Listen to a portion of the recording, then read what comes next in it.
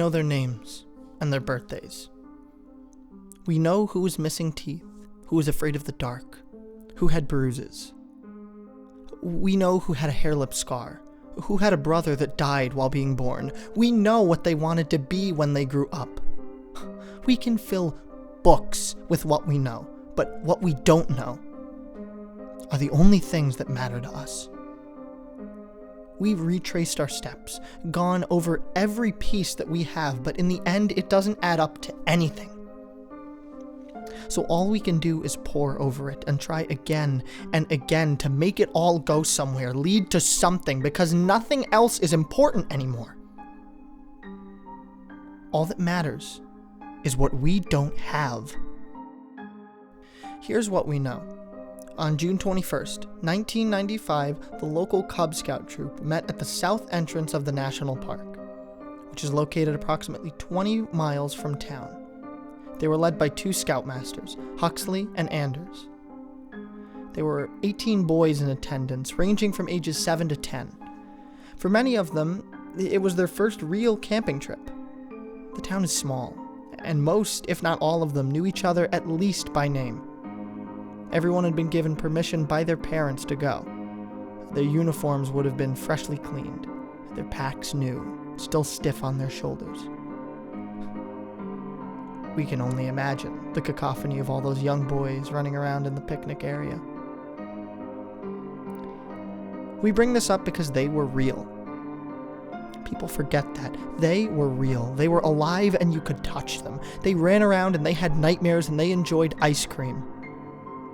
They were real children with lives. Scoutmasters got everyone together and took attendance. One witness remembers seeing them before they left their own hike. Yeah, they were by the tables, big group of them. Honestly, I was glad when they went the other way. Cute, but, didn't really want them on my back. I guess I don't feel like that now, though. But they seemed like they knew what they were doing. The group entered the forest around 8 in the morning, as best as we can figure. There aren't any cameras out there, of course, but based on their schedule, we feel confident that it's an accurate figure. They took a trail that leads into the mountains, about 40 miles, before looping back around and ending about 5 miles from the entrance. The group intended to go about 5 miles, where they would camp at the base of the mountains and establish a site. Along the way, they passed a group of tourists who reported nothing unusual. The boys were in good spirits, following along and chattering noisily. One of them, a boy we later determined to be an 8-year-old named Peter Connolly, waved hello as he passed. The tourists waved back. As the group made their way up the trail, they stopped frequently to identify the plants and trees. During one of those stops, the boys began a pine cone war, which a passing hiker became involved in. The game ended when a younger boy, we aren't sure which, suddenly began to cry, and a ceasefire was called. The hiker said the boy didn't appear to be injured. Rather, he seemed to be frightened of something up in the trees, something he kept pointing at. The hiker didn't see anything, and he moved on. The group stayed a little while longer before moving on. Further up the trail, a candy bar wrapper was discovered, impaled on a branch. We aren't sure who put it there, but one of the boys' mothers told us that it was her son's favorite brand. He really likes them. I keep them in a drawer so he can have one after school. You can't find them here. You have to go to Denali's up in Bridgeport. They have them. They know he likes them. She began to cry, so we ended the interview. We kept the wrapper initially as evidence, but it has since been given back to the boy's mother. When we interviewed her, it was being kept on the fridge, held up by a magnet with the boy's picture on it. She didn't allow us to photograph it for this record. The boys reached the campsite around 1. One other family was present, but did not intend to stay the night. They'd been there for a few days, and were packing up as the scouts were settling in. The family, a father and his 2 daughters, made small talk with the boys and the scoutmasters. Oh, it was fun. They were running around. I had the girls help set up the tents. He looked out back. Before the interview, he had sent his 2 young daughters inside. I mean, it was fine. They were fine. We've been up there a million times. They got set up, and I was talking with, Howard? Huxton? We corrected him. Ah, Huxley. Yeah, Huxley. We were talking, and he said something about, did I know any good swimming places, but, that time of year it's cold. So I told him that. And he said, that's fine. We just sort of talked for a little longer. Then me and the girls headed out. Nothing bad or anything. They just wanted to go swimming and have fun. From this point, we don't have any official record of what the group did. We know, based on what was left behind, that the tents were put up and a fire started. Sticks were found with blackened tips, so at least a few boys roasted things in the fire. Logs were set up, and there were scuff marks in the dirt where the boys rested their feet. Someone tossed their cap up in a tree, and it was still there when the search party arrived. They probably intended to retrieve it on the way out. The boys sat around the fire and told stories. They roasted things, and the scoutmasters smoked cigarettes and drank at least 4 beers. The cans were found outside of camp. Again, we believe they intended to retrieve them later. A trail through the brush led us to believe that at least some of the boys went to a clearing and looked at the stars. They are remarkably clear out there. And the boys went to bed, and the scoutmasters stayed up for a while longer to make sure everyone was asleep. At some point, they too went to bed, and the camp was quiet. There is, again, no official account of what happened next. All we know for sure is that at some point, the camp was packed, and the group moved on. Nothing save for the articles mentioned were left behind. The group moved west, farther up the trail, and it is believed that they were headed for the swimming area. All the boys' mothers confirmed that their children took swimming equipment. All of them knew how to swim. Whether they actually went, of course, we aren't sure. But we can imagine the group winding up the trail, the boys in a line, talking to each other and singing songs. The boys would be looking forward to swimming, to spending another night out in the woods. Their spirits would have been high. They would have eaten a good breakfast of eggs and hot dogs, which makes it all the more heartbreaking that at some point along the trail, on June 22nd, all 20 people in the group vanished. The group was due back that afternoon. The parents began arriving around 3. When the group still hadn't shown up by 5, a few of them decided to hike a ways up the trail to see what had delayed them. After hiking almost 3 miles and having seen no sign of them, they realized something was wrong, and they hurried back to the entrance. The call came in at approximately 6, and by 7, the park was swarming with police and rescue. Those of us in town were quick to learn about it. Word traveled fast, and the hysteria that came along with it was almost intoxicating. Within minutes, it seemed, the town was full of police, park rangers from neighboring counties, search teams, large German shepherds on leashes being led to the entrance, their noses to the ground. The search itself was massive, encompassed tens of miles of the park, much farther than anyone was realistically expected to have traveled. Dogs were taken out, given multiple scents to work with in all directions. There was, certainly, no lack of effort that could explain why nothing, and no one, has ever been found. In an almost grotesque move, all 18 sets of parents were brought before the cameras in a huge, miserable group. They were given turns to give their children messages, to plead with their imagined captors, to offer rewards, to offer forgiveness. And for weeks, the population in town was almost doubled. Many families, including ours, offered room and board to the volunteers, flooding in at an incredible rate. Eventually, it made national news.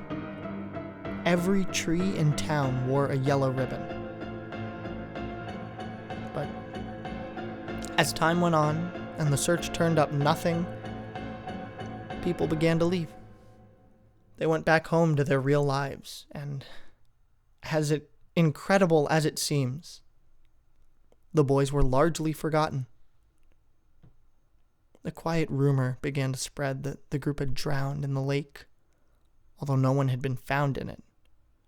For a long time, people talked about the pit at the bottom of that lake, which went deep, deep into the earth, and contained more than those 20 bodies. The rumor persisted. It was used to justify the removal of the yellow ribbons, and the signs on telephone poles screaming, "Bring our babies home." On August 15th, the chief of police gave a televised speech, insisting that the case was still open and being investigated. Despite the severity of the crime, the nation moved on. Donations dried up. Searches could not be afforded. The lake was closed, and the yellow ribbons vanished. On June 21st, 1996, local emergency services received a call from a terrified woman who claimed that something was in her backyard. No transcript exists of any of the calls made that evening, but through many interviews we've been able to piece most of them together. The first call from the terrified woman was placed at approximately 8 in the evening. According to the officer who took the call, the woman claimed that someone had defaced one of the trees in her backyard. She could not explain how they had done it or who it might have been, but as she described it, one of the trees in her yard now had a face. The face, she said, was screaming loudly and begging her to come outside and help it. She wanted the awful thing removed immediately. An officer was dispatched and went to the scene, but discovered nothing. The woman could not explain where the face had gone. 2 hours later, calls began to pour in from all over town. As we later discovered, all of the calls were placed from homes that bordered or were located in the woods.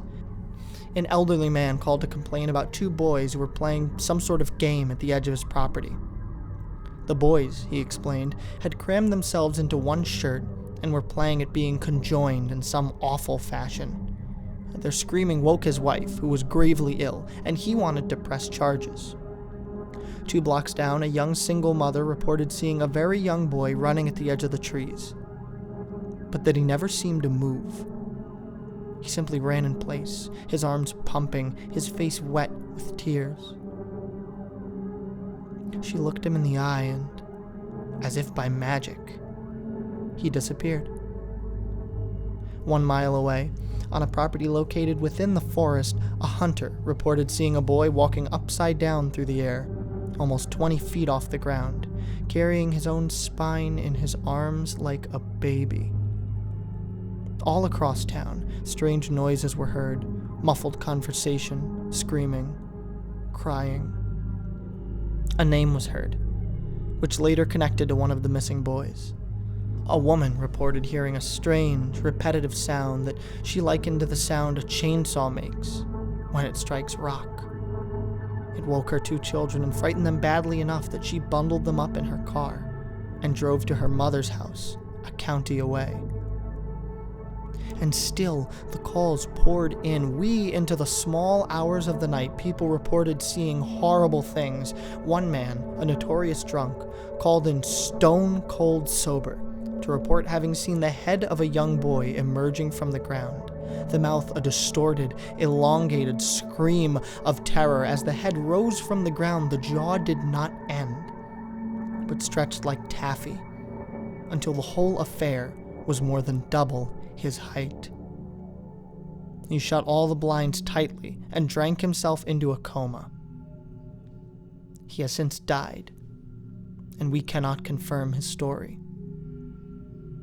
All over town, On the anniversary of the disappearance of those 20 souls, the strange apparitions were seen, heard, and in some cases, felt.